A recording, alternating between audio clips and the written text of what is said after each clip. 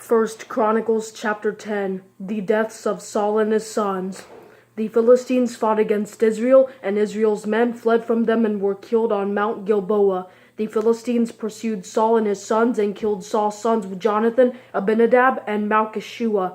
When the battle intensified against Saul, the archers found him and severely wounded him. Then Saul said to his armor-bearer, "Draw your sword and run me through with it, or these uncircumcised men will come and torture me." But his armor-bearer would not do it because he was terrified. Then Saul took his sword and fell on it. When his armor-bearer saw that Saul was dead, he also fell on his own sword and died. So Saul and his 3 sons died. His whole house died together.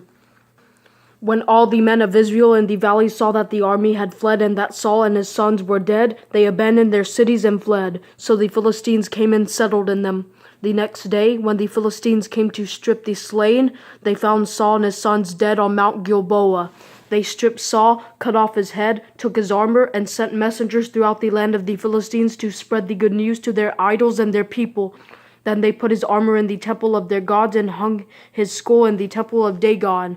When all Jabesh Gilead heard of everything the Philistines had done to Saul, all their brave men set out and retrieved the body of Saul and the bodies of his sons, brought them to Jabesh. They buried their bones under the oak in Jabesh and fasted 7 days.